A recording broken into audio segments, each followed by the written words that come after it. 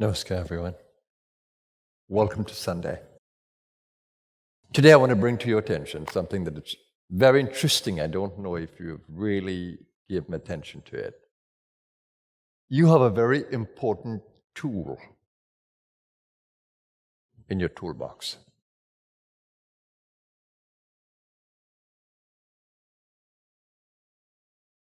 That you need to manage and use effectively if you want to grow in consciousness and really free your soul from this Mayic experience of life. I've said that this is a longer dream. This is not what you're experiencing here in this, what is called Bhuluka, or earthly plane, wearing an earthly body. An astronaut needs to wear a space suit to go out in space, to experience space, especially if it's going to come out of its space capsule and get into space. So too, to come into this human existence,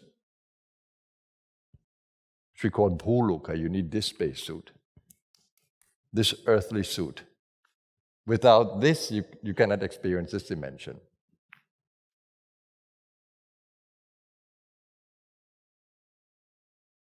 And today I haven't gotten into the gaming, but today you can wear some instrument and actually be in the game. Virtual reality. This is a virtual reality. But because you have an instrument, not the one that I want to talk about today, because you have an instrument that we call a ahankara, ego, you can create an identity in display. Some of you, because of your work status, you've created an identity. Because of your family status, you've created an identity. Because of your gender status, you've created an identity.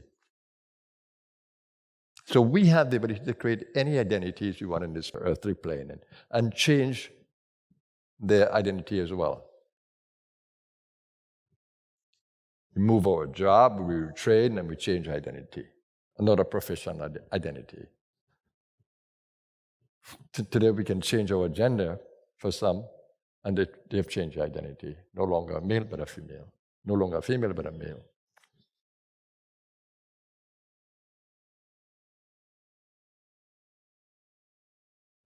So that's what you have in this play. It's a virtual reality, this. The thing is, which I'm not sure whether we appreciate it, is that we're only here for a time.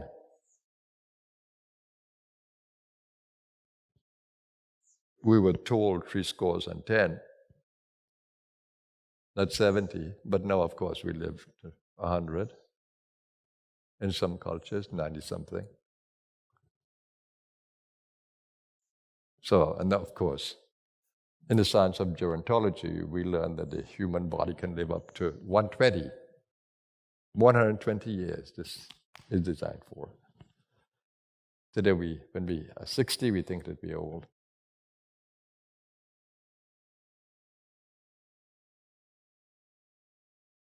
But the instrument I want to talk about today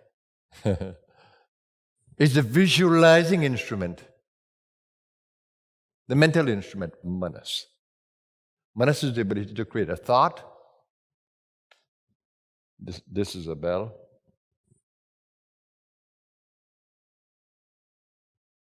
And I have the ability not just to create a thought, label it, this is a bell.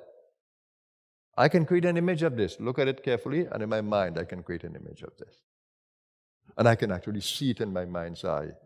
If I work that instrument well, I can visualize it in my mind eye, that I can dream it into reality. In my dreams, it will come as real.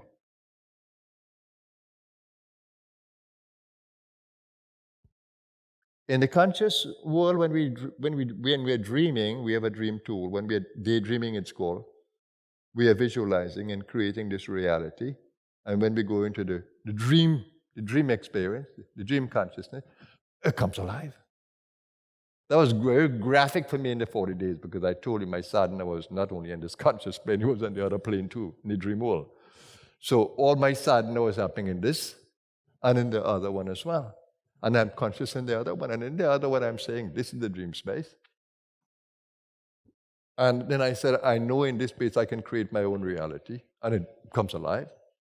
And I'm telling myself, okay, I'm going to create a horse. Oh my God, this horse was there in the dream. I was playing with the instrument.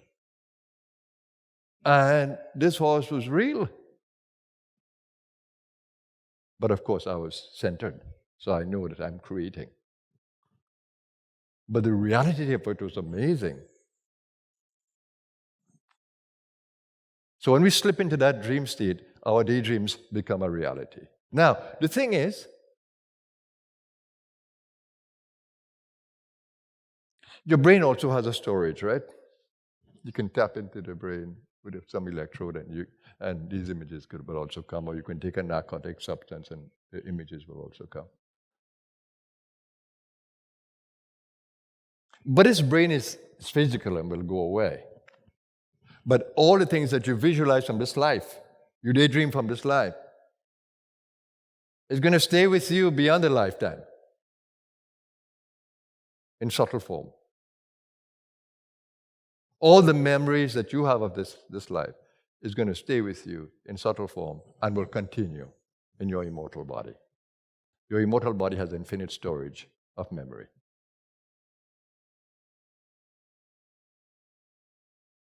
It's not your brain. You have an astral brain with the chakras, but the physical is limited.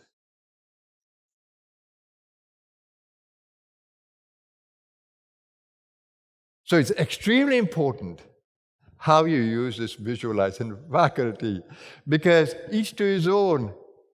We create our own stories about everything.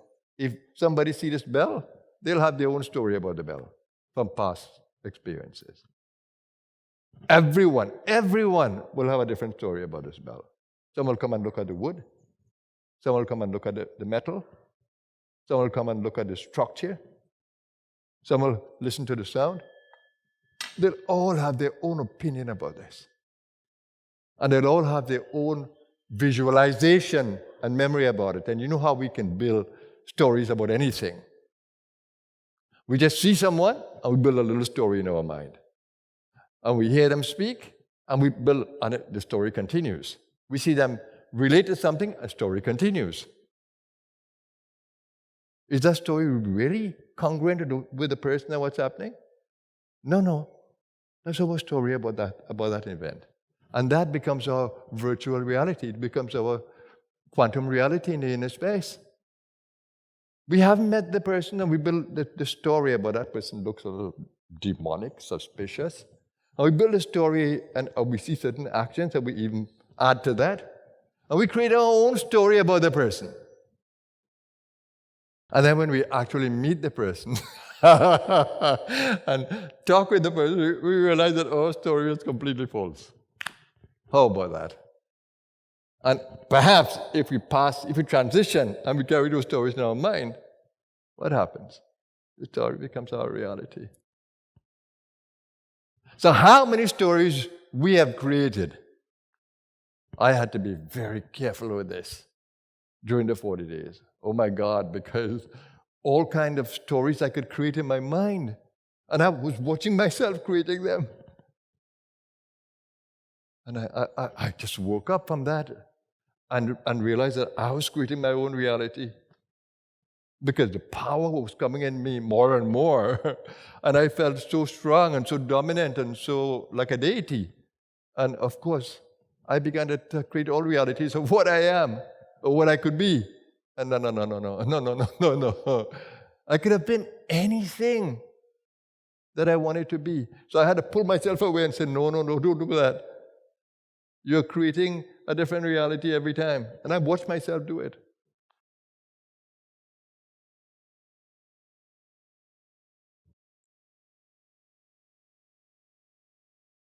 How can you deal with this?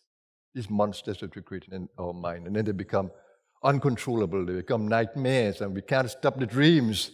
We can't stop the thoughts. We can't control the thoughts in our being. And sometimes you can't see what is up, why we are doing this. And then you know what can happen? Some people get so overwhelmed by this that they commit what we may call suicide and they escape the play. The play was just too much. Play was just too much. We may want to say they couldn't handle life. Poor thing. They had to escape this Maya and go into another level of Maya. Because when they come out of this one, they wake up to the other realm. And the journey continues in the Maya. So it's extremely important how you use this visualizing instrument, because I've been teaching you how to use it for healing. You create a template and you impregnate it in your being until you resonate with a new template. That's using the visualizing instrument. Some of us, we visualize, I'm healed, I'm healed, I'm healed, I'm healed. Not I will be healed. I am healed, I'm healed, I'm healed, I'm healed in this moment, I'm healed. The power of God is within me. I'm healed, I'm healed, I'm healed. And miraculously become healed. They think themselves into well-being. And some people think, oh my God, I'm sick. The doctor says I'm going to live 3 months. And so they believe that in a voodoo-like way. And they leave after 3 months.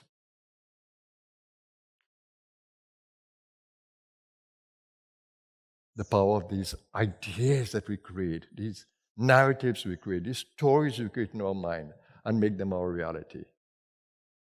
How do we wake up to sensibility and see what is happening in this Maya? How we have this instrument to create stories. And of course, we have another instrument that can help us to come out of the story. We call it buddhi. So we need to have an intellect that operates in the light, not darkness. Because the intellect in darkness is what is creating stories. It is not the manas by itself. It's the ego using the intellect. It's reasoning tool to create all these stories. You cannot create a story without that tool. Buddhi. But it's the buddhi in darkness, in tamas.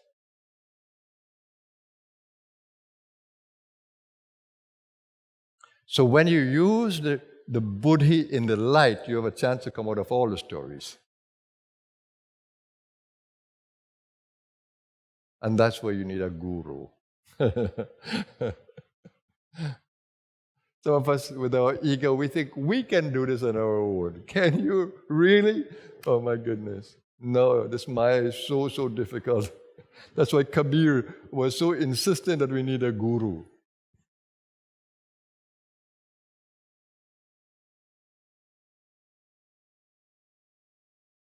We need to wake up the inner guru, and we need to be guided by the outer guru until we wake up the inner guru. So in Mahayuga, that's what happens. The outer guru with Shaktipat power helps us to wake up to the inner guru. Of course, I can continue this conversation because this is an amazing conversation. And sometimes, which I play with this manas, I can remember in the early days, these days I don't do it, but work in the gym and I become really, how to say it, not tired, but a nice kind of burn in the gym. And then when I come to meditation, my body is a little bit sleepy already. So it's a little bit tired. So in the meditation, I begin to feel this power to visualize even better because my body's a little bit tired. It's out of the way. And I'm playing with this thing, and I can create a river, and I can see all the grass is so green. And in the meditation, I start visualizing and playing with the daydreaming tool. Oh my God, it's amazing that I didn't slip into the dream state, but in this in-between state, I'm able to visualize so beautifully. And that's what I can do in the meditation. When I go into this state with the third eye and get a little bit more involved in it, I can visualize so beautifully. And it's an amazing tool to have.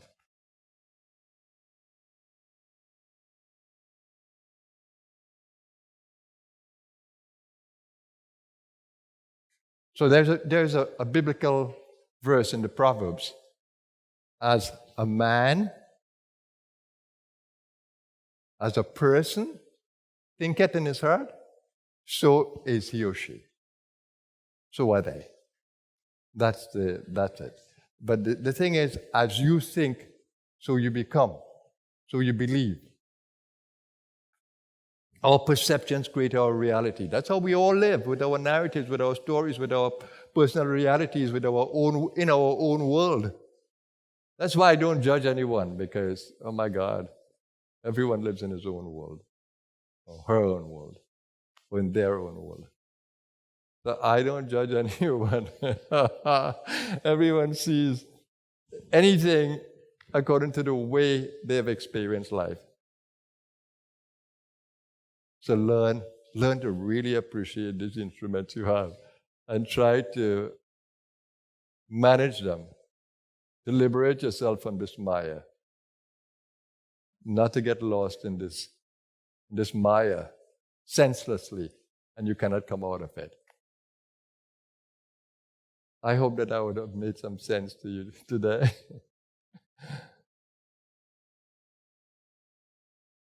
But what I'm speaking to you about is real. It's how we live. It's how we accord. It's how disease comes into our space.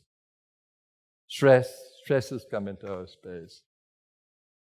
We have to extricate ourselves from this dream that we have created and come back to the place where we are so conscious of all the possibilities and we are able to create our own realities consciously. So it becomes a sport. Creating different realities becomes a sport, another battle with ourselves. With this, I'm going to wish you a great Sunday. I know there's a lot to contemplate in what I've said, but this has always been very important for me because this tool is so dangerous. It's important to be able to understand the tool that you have to image, to visualize, and to create your own realities. So let me wish you a blessed day, everyone.